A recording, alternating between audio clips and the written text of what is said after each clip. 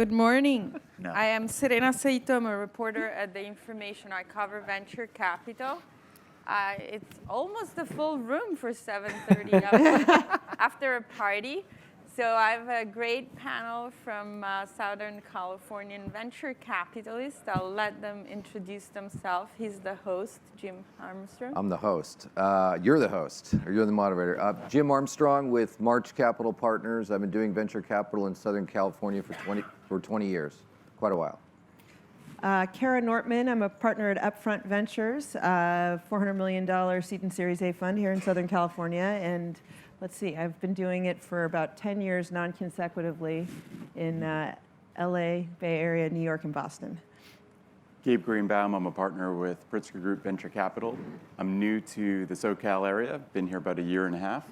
Our firm is an early to early growth stage venture firm, originated in the Chicago area, and glad to be here. I'm Brian Lee. I'm an entrepreneur turned venture capitalist. I've been angel investing for probably the last 15 or 16 years and started my own fund, BAM Ventures. We're a pre-seed and seed stage venture fund.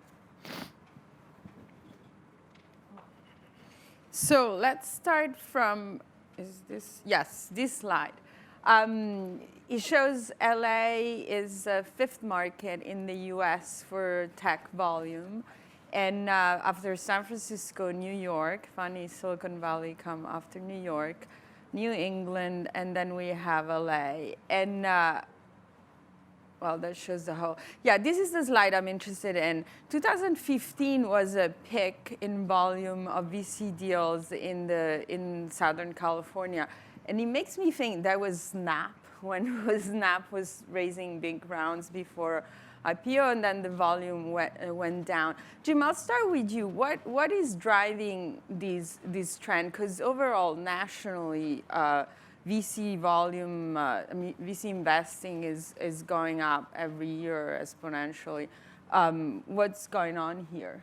Well, I think some of the big later stage financings distort all the markets.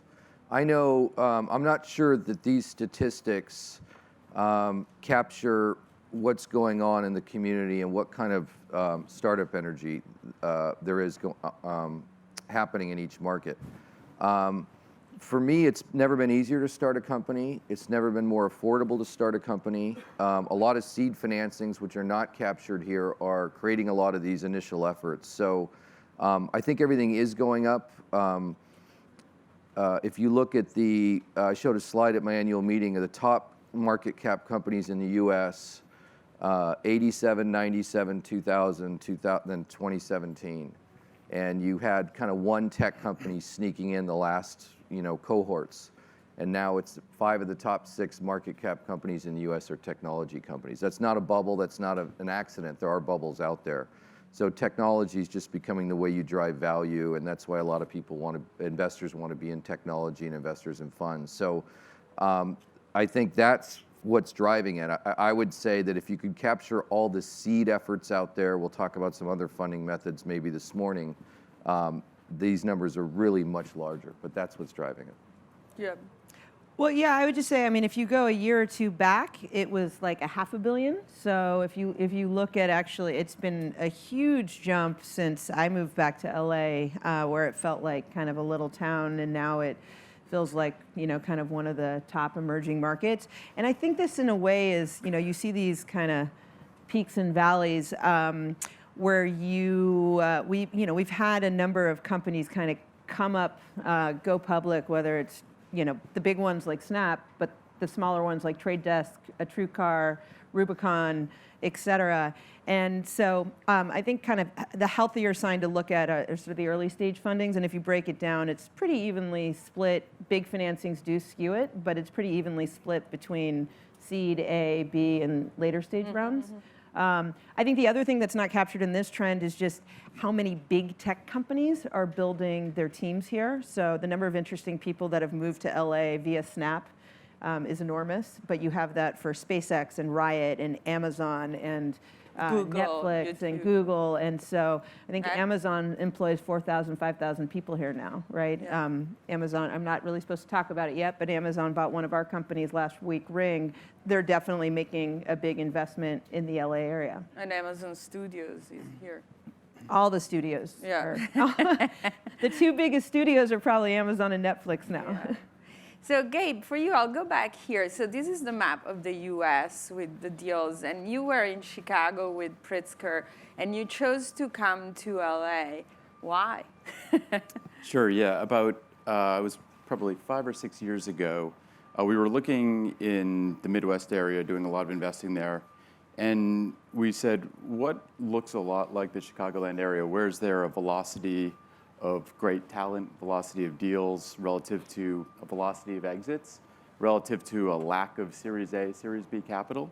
And New York at the time and the LA SoCal area at the time really stood out. And so my partner Chris started spending a lot of time in New York. My partner Matt started flying out here to LA, and we started really investigating those areas.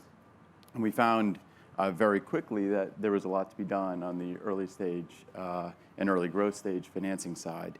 And back to your other chart, and I think Jim had pointed this out, or maybe it was Kara, I apologize, but in 2012, there was under $1 billion of financing here locally. And as you saw, there may have been a slight dip, but there was over $5 or $6 billion of financing just a couple of years ago. And something like 85% of that had come from outside of the local ecosystem. Mm-hmm. So for us, we said, there's great investors here. There's what looks like a great investing community that looks a lot like the Chicago community.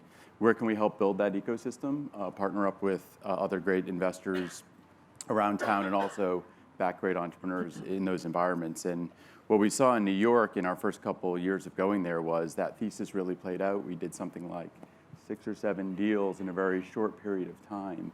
And here as well, now just a few years in, we've done over 25 deals in the local ecosystem. And we're continuing to see that this is a great environment for talent. The other thing is, just a couple other data points, great universities that looked a lot like Chicago. So Chicago, you have U Chicago, Illinois, Northwestern, great engineering talent. Here, USC, UCLA, Harvey Mudd, Caltech. And then you started to see diversification as well. So in Chicago, it was an ecosystem where we saw a lot of enterprise companies, beginnings of consumer, some fintech companies starting up based upon some of the options trading ecosystem in Chicago. And here you started to see a bit of a movement beginning to occur. And there was so much content here in the beginnings of great consumer e-commerce companies. And then, as Kara pointed out, a bit of a diversification started also occurring. You saw companies like Blackline pop up, and the beginnings of companies like ZipRecruiter, and all of a sudden you've got a B2B ecosystem emerging. And then you have the SpaceX's and Oculus, and all of a sudden you go, we're beginning to see a balanced ecosystem across multiple verticals. And when you have that and you begin to have those ecosystems along with it, that's really something sustainable, and not to mention the weather. So all of those things are reasons why. And you're just 1 hour away from San Francisco. Do you go there often, or you find it too crowded, too expensive? In my first year and a half here, it was getting to meet. It was really actually great for me, because I walked in this morning and I looked around the room, and there were so many friendly faces that I've met in only a year and a half here. And so that, to me, was really what I wanted to achieve in the first year here, was trying to meet great people. And the community here has been really welcoming. And I think going forward, you have to be spending time in San Francisco just to meet the great investors over there, corporates over there, and some of the talent over there. But we've been spending a majority of our time here in the local ecosystem.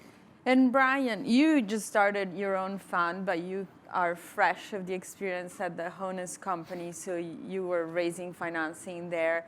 I know it's not a problem anymore for LA-based companies to raise financing, but I think the number of deals shows, though, that probably if you are in the San Francisco area, you're favored from that point of view. Can you tell us what was your experience as a co-founder, CEO of a company fundraising in LA? So LA is really coming into its own, I think.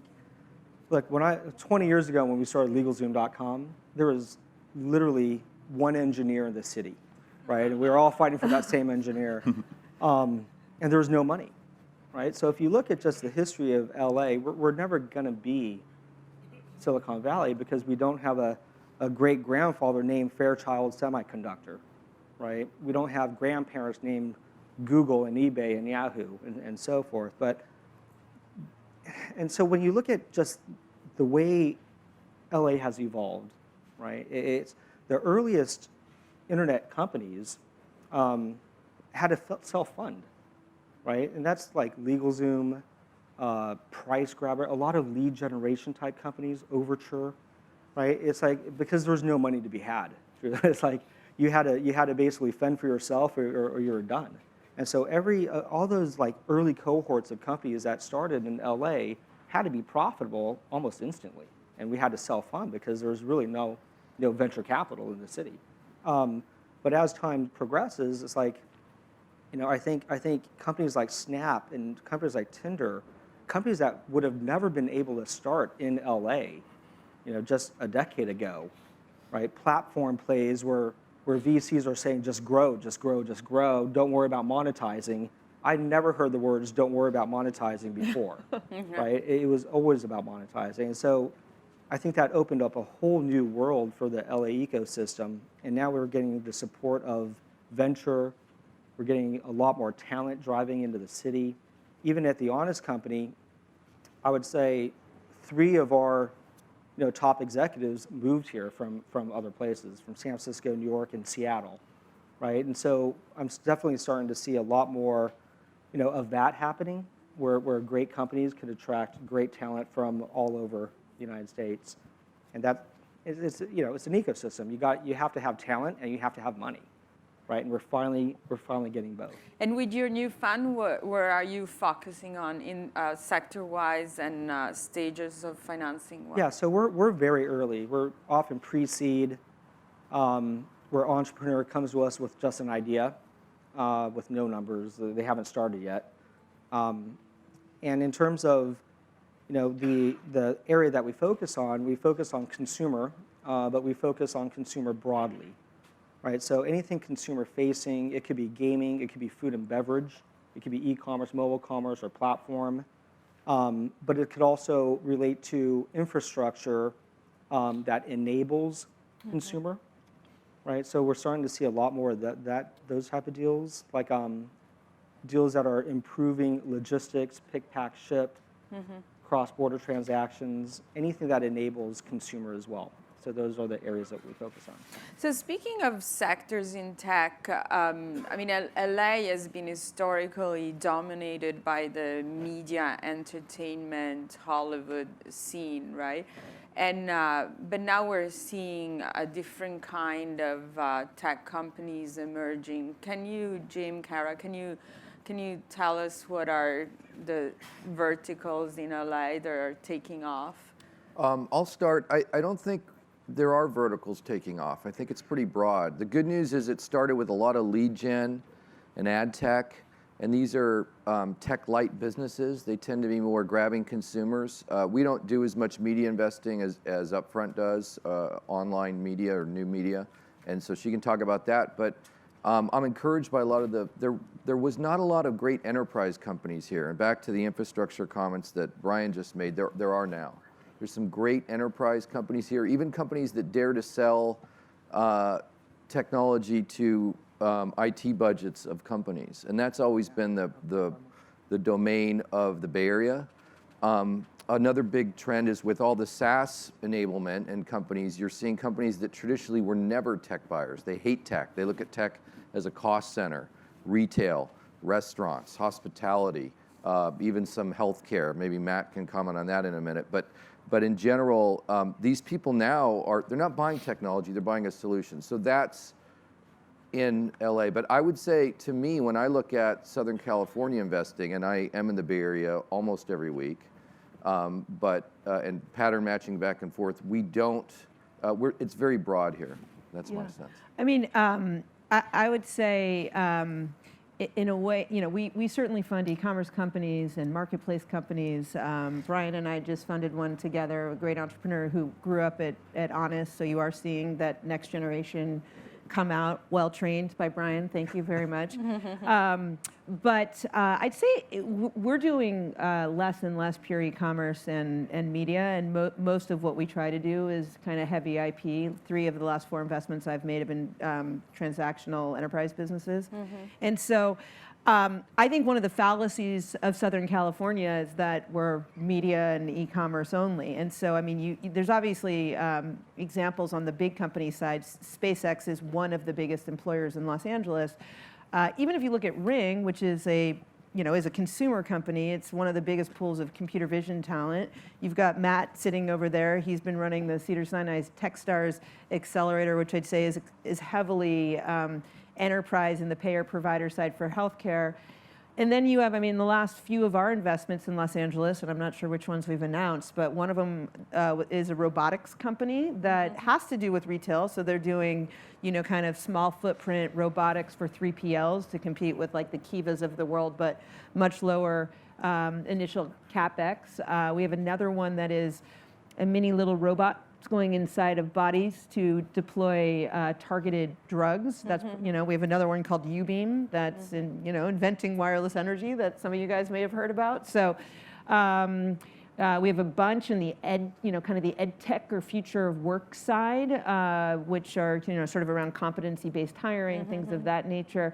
And then, as Gabe mentioned, you have companies like Blackline and companies even. I think just looking at LA is also kind of the wrong frame. So you move to Santa Barbara down to San Diego. You get, Qualcomm just spent $500 million on a new chip company. We have a company called Appeal in Santa Barbara. I feel like now I've become an advertisement, but this is what happens when I drink too much coffee at 7 a.m.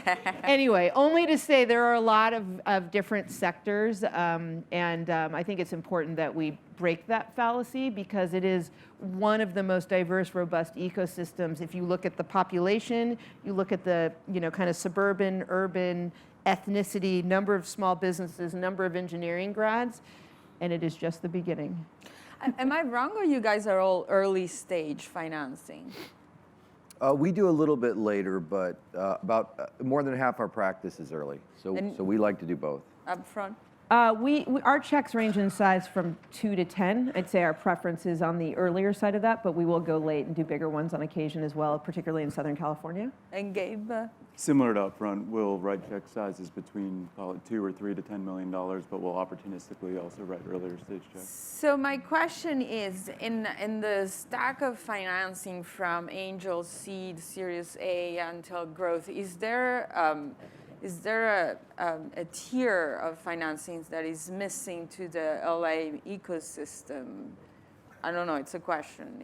Or does it come, the world is flat, right? And you're a 1 hour flight away from Silicon Valley. But if there's anything missing to this ecosystem that helps companies' growth up to IPO level, is what would you say?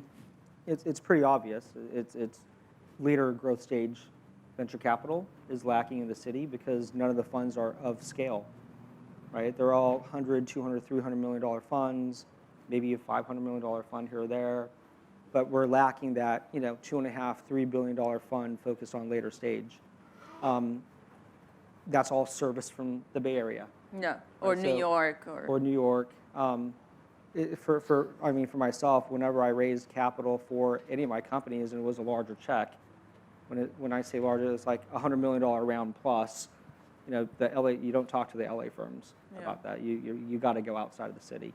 But I think seed stage is pretty much well covered with a lot of great angels and seed stage funds. I think you got the A's covered, the B's covered, but it's really the growth stage that's lacking. And Jim, we talked about it to prepare for this. Do you feel that the LA ecosystem is good at collaborating? At the end of the day, it's a very small environment, almost all concentrated on the Silicon Beach side, and you guys all know each other, but. No, if you compare it to the Bay Area, we're not there yet. right? And I know everybody here has had a lot of interactions, but I think the thing that makes a venture market successful are the big exits, right? Someone said the grandfathers, or I think the analogy you used, Brian. But it's really hard to stick with a company when you get offers along the way at 200 million, 500 million, 800 million, $1 billion exit. And those are great exits, but they're not great exits in Northern California. And if you're trying to return a $200, $300, $400 million fund, we could do the math right now if we had a whiteboard. It does not work. You cannot have venture returns with those exits. Now, if I'm an angel investor, it's terrific. And if I'm an entrepreneur, it's terrific. So the incentives diverge often, not always, between the founders and entrepreneurs and early angel investors and the venture investors as the company becomes successful. And I think the thing that astounds me the most, working a lot in the Bay Area for 20 years, is just that they push the value, and I think it's like an NBA, playoff game. All the value, everything happens in the last 2 minutes, and you create value. And when I've been on boards with, over the years, from lots of well-known investors from Northern California, there's a different pattern going on. So back to your question, I think part of the way we can get better at that, if that's indeed what we want to do, is to syndicate more and work well together. I don't think it's more competitive. I think everyone gets busy and we're all in great syndicates. We just don't, in Northern California, there's a really well-worn kind of communication network. When so-and-so partner gets something and they know their companies are coming up for money, they know they can go to 4 or 5 people. We all know each other, interact, but I would say we haven't developed that yet, and we should all be eager to do that. I'm gonna agree and disagree a little bit with Jim. Good. I'm gonna disagree on the tone of just the relationships and the kind of the desire and I don't know, generosity kind of front. So I think we're newer and just sort of like venture capital is just a newer industry down here, as you say. So there aren't that many people who've sat on boards with 20 other Series A, Series B, Series C investors who you can call up and just say, fund this thing, right? Yeah. So, but because of that, I mean, and having, I used to work for a firm up in the Bay Area called Battery Ventures, and I kind of, when I left venture sort of accidentally and it went into operating roles, I almost felt like I could breathe, because it's so incredibly intense up there in a way where everyone is sort of looking for the angle.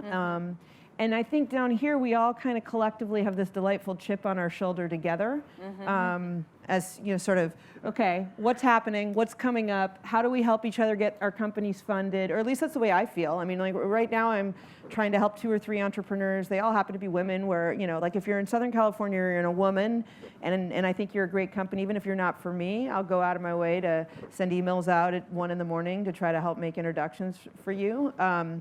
And so I feel like, I sit down with Eric all the time and we share information and look at things together, or Gabe or Brian, so we should do it some more. But yeah. I do feel like we want to win as a city. And when we have wins, even if none of us are in them, I think we all feel really proud as a city. It's important to me that Honest do incredibly well, even though I'm not an investor in Honest, because the next generation of entrepreneurs are coming out of it. So I think the spirit and the tone and the generosity and the desire to win together is much stronger here than it is in other markets. Networks are breaking down also slowly, but like the women are sort of starting to collaborate much more effectively behind the scenes in what's come out of the last 6 or 9 months in terms of sharing deals and bringing them into firms in different ways. We definitely have a lot of work to do to get, I mean, when you sit with some of the top firms that have been around for 10 or 20 years, I'll ask them, do you just, make 3 phone calls and your companies get funded? And the answer for a lot of them is yes. And hopefully we'll all be there in a couple of years. But But I do think as a unit, we're a strong group. So, but my question, I just asked you before if you were all early investors, and you kind of are. So I guess you need collaboration across region, like probably you need to syndicate with investors from San Francisco, from New York. Is that a hurdle? I mean, Gabe, you came from Chicago. How do you feel that works? So, having invested in Chicago, invested in New York, and now invested in LA, I would say in Chicago, similar to what Brian experienced early days, 8 or 10 years ago in Chicago, there was not a lot of early stage capital, and certainly not a lot of growth stage capital. Now we're beginning to see that change. There's been some great exits in the Chicagoland area, Clever Safe, Grubhub, Groupon, et cetera. And in New York, I think a lot of firms have set up shop in New York. And so you do have some capital there. Some firms have 2 offices, San Francisco and New York. And then you have Boston that had been servicing New York. But certainly a lot of collaboration that had taken place.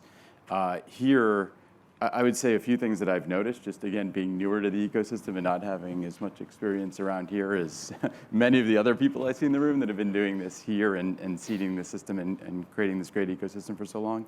I think some of the seed stage firms that have been around here for a few years are now getting bigger. And when they're getting bigger, that means they want to write larger checks.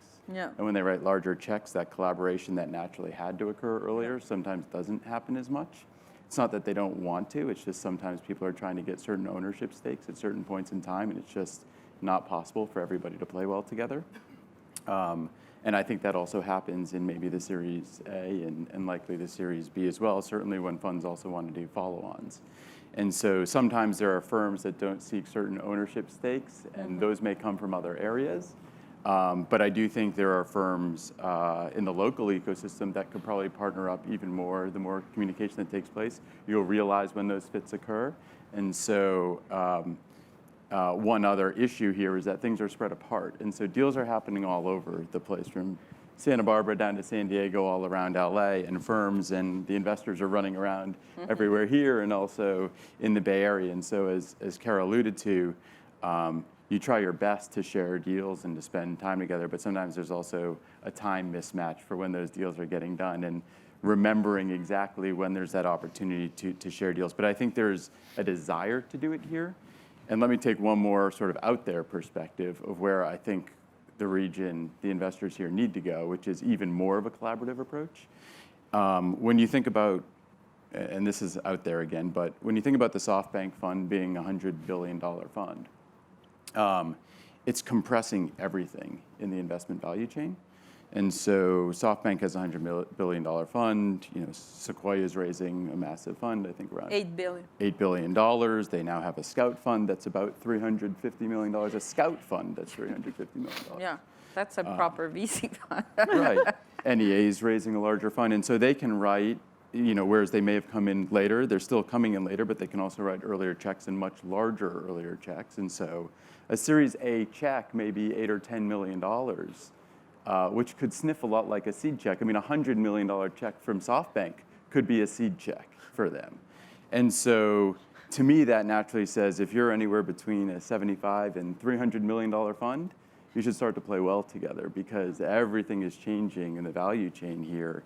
And it makes sense if you want to do more deals and be more active together. The good news with those big funds, I think, is that they're under pressure to deploy it. They cannot sit on it, so they need to go everywhere. It's even to LA, great. right? It's great. I mean, it creates liquidity. It creates growth opportunities. Companies can stay private longer. There's wonderful things that occur. But on the notion of collaboration, that one aspect of it, I think these things that are happening in the market they're drivers are drivers for why I think for certain more funds may want to work together even more. So speaking of liquidity and exit, I mean, Snap, I think, has been the last IPO from LA, and Ring just sold to Amazon. So I was talking with you, Jim, about the fact that you think that this ecosystem in LA can mature a bit and founders and investors can be more aggressive or, let's say, bolder in aspiring to get to IPO. What do you think it needs to happen? I mean, I guess all these things. Well, I addressed that a little bit earlier. I just think it's a different mindset. And again, it's about solving a venture capital problem. I'd love to ask Brian this one, because Brian's built multiple big companies. But do you believe that the entrepreneurs you're meeting down here are ambitious enough for your venture fund? Absolutely. Absolutely. I think, you know, LA is it's a city of very creative people, right? I think when you look at just, you know, again, the history of Los Angeles and how it even started, right? The DNA of this city is creative, right? Hollywood, they built studios in a desert, right? And they make things happen, right? And I think a lot of Angelenos, you know, have that in their DNA, and even if you move here from another, you feel it, right? And I think, you know, unlike other cities, you know, this city it's truly driven by dreamers, and I think these dreamers are extremely ambitious people. And if I was one of your entrepreneurs and you funded me and we were 8 months in and things were going well, and I said, look, we got an offer to sell for $40 million. I'd like to take it. How would you react to that? You know, honestly, we're at the stage that we play in, we're just always supportive. We basically follow the entrepreneur. It's the entrepreneur's decision. Now, inside, would I want them to keep going and go bigger? Absolutely. But at the same time, if an entrepreneur is telling you it's a $40 million deal and I think I want to take it, the last thing you ever want to do is say, or convince them, no, don't take it, let's go bigger, because their heart's not in it anymore. So you got at the stage we play in, we follow the entrepreneur. And I know probably there's not a lot that you can say, but the Honest company, right? You guys were, I think, talking about an IPO or selling to an incumbent. Can you tell us about your experience of being there, close to the exit? And I don't know what you can say, but whatever you can say. Yeah, I can't say anything. Okay. Thank you for asking that. Well, I guess I can open questions to the public, to the floor, if anybody has questions. Yeah, and I'd love to ask one question before that. Mark, you've just raised a fund here in Southern California. What was the LP's reaction? We've all done it, but you just went through the process. What was the take on LA from the investor community? Interestingly, I think that thanks to the long-term work that Upfront themselves have been doing over the last several years, particularly, LA was kind of the least difficult conversation raising money this time. I think people had finally realized they missed a lot of opportunity here over the last 5 years. There's more opportunity than they thought. Good point. And then it was more, let's try to find the best managers as opposed to really get on just Can you say what's the name of your fund? Bonfire Ventures. Okay. And how much did you raise? 63. And you do early stage Early stage B2B enterprise technology. in LA? LA and San Francisco. Okay. Primarily in Silicon Valley. Okay. Any questions from the audience? Wow, that's Easy. If there's no questions, let's talk about talent, right? Because Okay. I think the thing that I've seen, and we had a couple slides on this, we just reached out to some of the top recruiters here. There was no graphics provided to us. We didn't have time to put them into graphics, but I am seeing a steady stream of people every single week, really high quality people, from engineers to executives who've been pattern matching and growing tech companies, who are just, and I'm sure we all are, that are saying what's happening down here. Last year was really remarkable because I think it rained every weekend in the Bay Area, just with the winter storms we had in California. And so many people said, well, you know, I want to, Snap had just gone public, what's happening down here? But the biggest dynamic that's called out in these slides that I'll comment on, and others up here may have comments, is that it really was tough for years to recruit to Southern California because people felt if that particular company did not work out, then you would really, really be in trouble. Again, it's here for Texas. This is from Jim Jonason, and the other ones here are Tom Neiman and Todd Gitlin, and we all know them. But that and that comment now, you'd be laughed out of the room, and that would be a preposterous comment. I try to track as much as I can down here, and I just can't. There's just too much, and that to me is a sign of a healthy market. So to me, that's, if there's one metric I look at, it's the quality of experience we have coming into this market. Yeah, I'll give you one quick anecdote. I sort of have started to joke around in the last 6 months that my kind of really early stage sourcing strategy is just to continue to meet with the spouses of people who have relocated for Snap. It's sort of in jest, but literally entire, couples are coming, and they both, many of them are coming from the Bay, but they're coming from everywhere. They're coming from London and New York and all over the place. And if you just look at the Snap effect, the number of people who moved here for Snap, many of whom candidly have left, but then they don't want to leave the city, and they're calling this place home. But their spouses are also quite talented, or significant others. We actually just hired a head of people at Upfront, and part of this is that I think the flow, and we've been building sort of a database around this, but like the number of people each one of us sees each week who are either starting a company, want to go into a company in Southern California, et cetera, is gotten, like the database in our heads can't manage it. And so you try to figure out what to do with this person. You can meet with maybe 1 out of 5 of them, and then you try to figure out what to do with them in the 5 minutes afterwards, and then they leave your head. And so just sort of like starting to map these things and sharing them more effectively. And speaking of the Snap effect, the IPO I think was well executed, but the post-IPO life of the stock and the company was kind of is being rocky, right? The stock has been all over the place, and the company has seen a lot of exit of top managers. Do you think that that has happened to companies everywhere, right? And it might just be a first year of being public that it's a tough experience. But do you think that has an impact like that, has an impact on the rest of the ecosystem, and people look at that as, oh, LA, there's a Snap post-IPO? I'll let one of you guys take it. Well, I was going to add a couple things, and then I'll go there. So I think one, this is talent coming, but I'd say talent coming and staying is something I would add here. In Chicago, I saw a lot of successful entrepreneurs or C-level execs.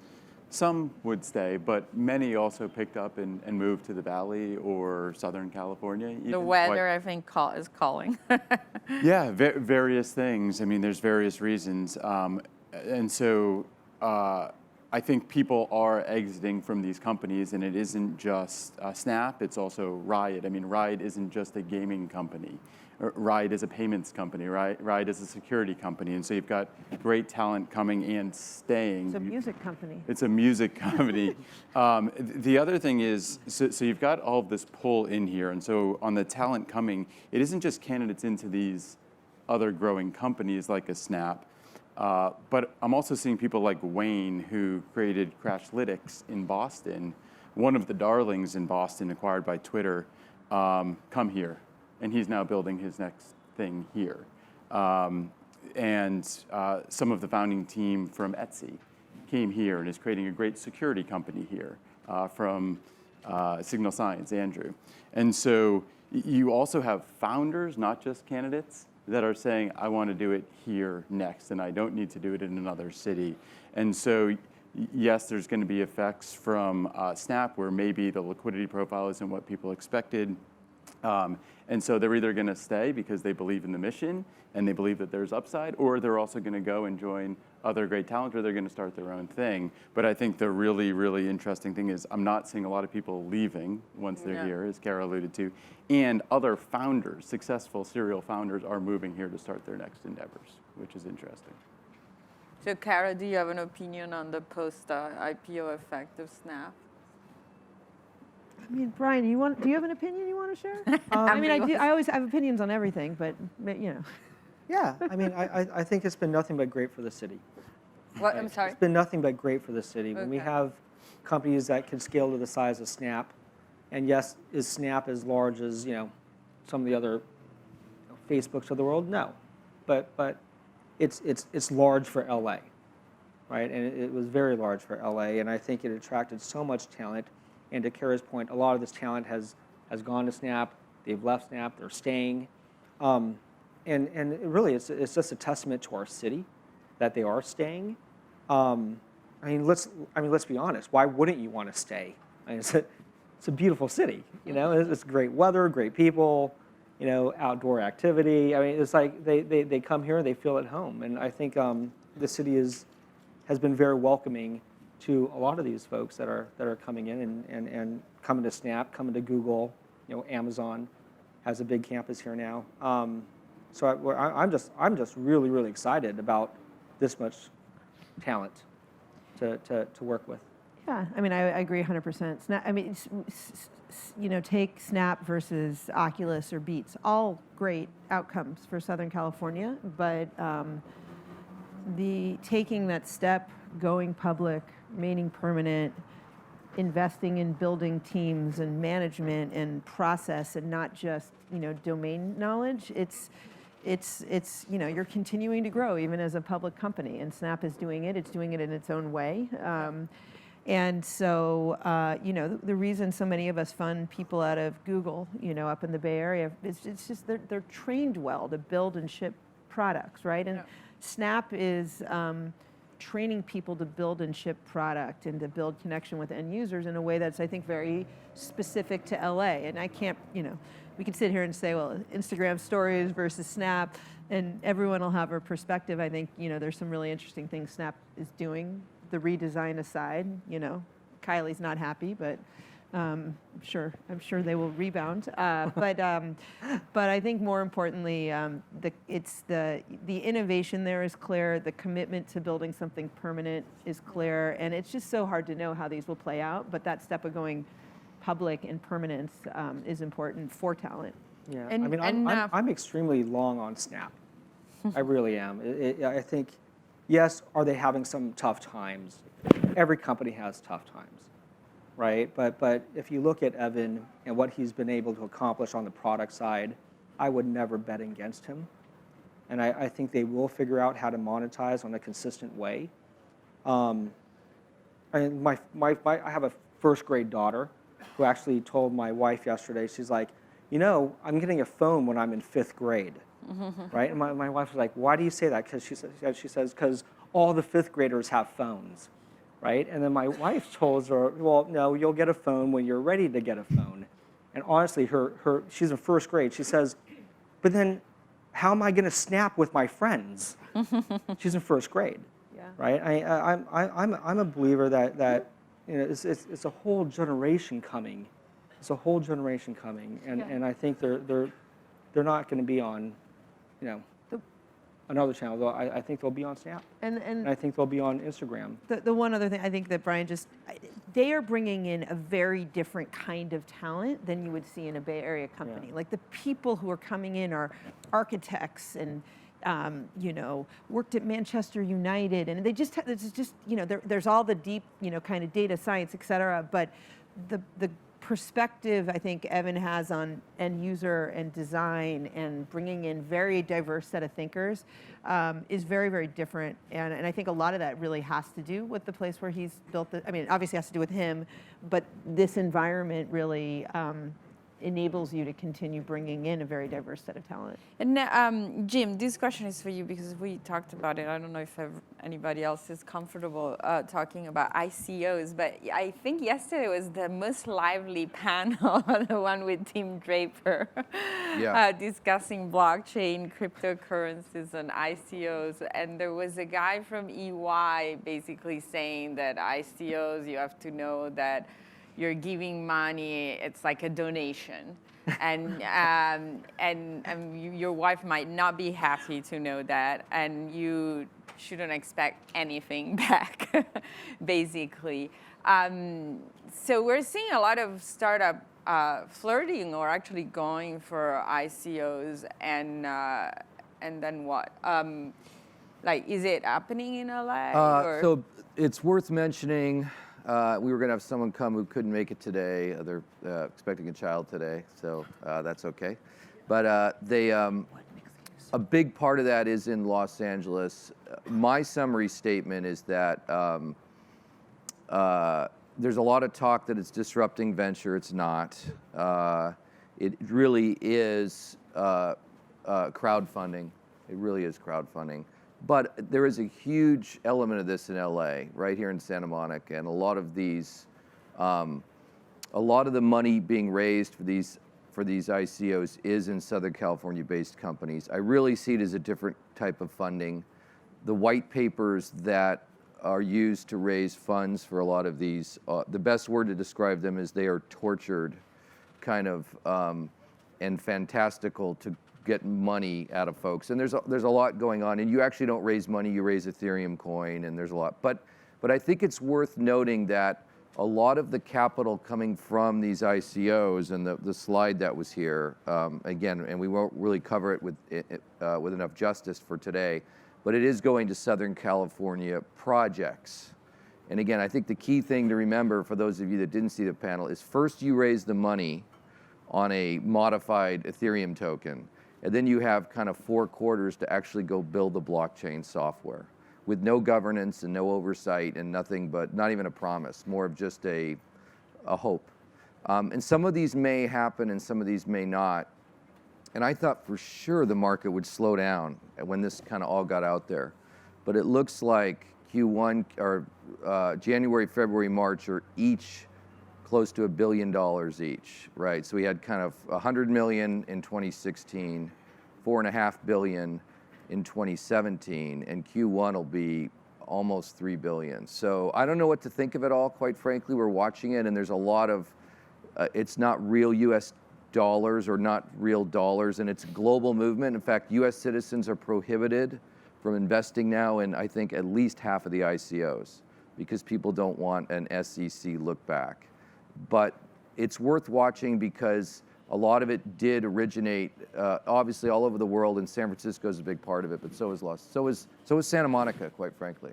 But so, as a firm, are you guys looking at this phenomenon and thinking we should change our contract, or does your contract already allow you to buy into these things with LPs? I mean, a lot of top firms are buying tokens. We are not, and we're probably not going to do that. We are looking at some of the companies around this, the wallets, the exchanges, some of the enablers. I don't know if, but that's for at least for March Capital. Yeah, same. I mean, we've invested in blockchain companies, but private blockchain is a technology. The public projects, it's just so early, and candidly, I think just because you're an investor in venture doesn't mean that, I mean, like the type of investor that feels like it should be investing in ICOs right now are ones that have more of a public equity hedge fund experience. And the challenge is that a lot of these companies don't exist yet. I mean, I met with one in Southern California this week that has spent a year with the SEC, is currently a public company. They've spent a year with the SEC. It's a data-driven kind of ad tech company, right? So the goal is to give individuals ownership around their data and participate in the upside. The participation economically may be important. I think what a lot of people are missing are that actually intrinsic motivations may be as powerful as extrinsic, making money. And so people may care about this simply because they want to own a piece of their data, or they may not. No one may care. But they've spent a year with the SEC. They're working with the biggest, kind of blue chip investment banks to underwrite it. So they're taking, and they exist. They have 40, 50 million in revenue. They have a real business.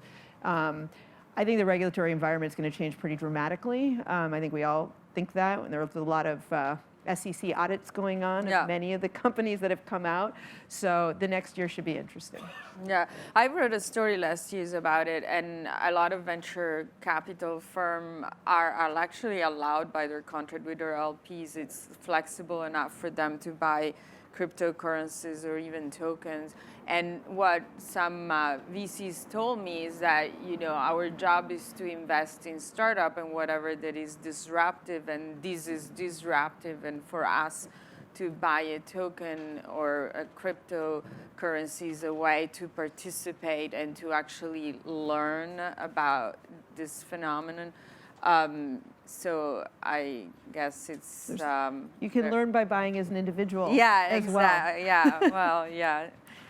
Gabe, I guess you don't buy Yeah, tokens.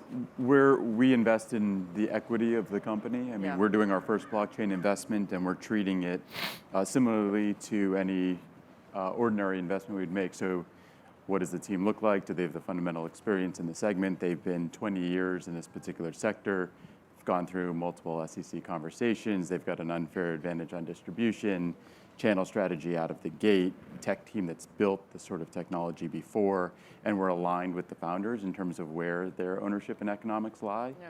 And so we'll think about it from that perspective, and we're thinking about it from more of a technology disruption play, not as a play onto the currency side. And Brian, have you bought any token? Yeah, so we're kind of like Jim in a lot of ways. We like to invest in the pipes and not the actual currency. So we're an early But you investor. have no LPs, right? No, You we- can do whatever you want. Well, in BAM 1, but BAM 2, we do have some LPs. But we invested in Corbit, which was the second largest Korean Bitcoin exchange, and it just got acquired. So we were looking at blockchain very, very early. Personally, I'm not a believer in the tokens and the actual coins. I'm a believer in the technology. But in terms of coins, I lost my shirt on the coins. You have? Personally, yeah. So I worked wish with we could- we I worked would've with an talked investment bank Yeah. to structure something where I could short Bitcoin. And so I started shorting Bitcoin in October of last year. November, I'm looking at it, I'm like, oh shit. And December comes around, I'm like, oh my goodness. January, I'm like, oh gosh, I'm gonna go bankrupt. I got to cover, right? So I cover literally 2 weeks later. I'm like, oh my God, couldn't believe it. But anyway, that's Bitcoin for you. Thank you for being candid. He has a question. Very last. I'm just intrigued. I see us raised over $1 billion. Any of you have lost a deal to an entrepreneur, decided not to raise funding or ever stage? Not yet for me. It hasn't even come up. They really feel different right now for me. Somebody said to me, and somebody recently said to me, we were trying to invest in ICOs, but 90% of the people, 95% of the people who came in couldn't raise money from their mom. I'll leave it at that. No, we haven't. I've lost one in Korea. Yeah. So you don't feel it's any threat on the C level, pre-seed, A level this year, 2018? Not this year. I don't. Right? Not this A year. lot of the companies that want to ICO, that have the highest quality, I think, teams and unfair advantages, they are actually raising institutional rounds before they go do that to kind of build the board and the feedback and the, long-term commitment. So I think if you're seeing it at that stage, and they'll just tell you there's no opportunity for a Series A, so come in now or we're never going to see you again. So that's more the conversation we have. So thank you for being here so early, and have a good rest of the conference. Thank you. Thank you.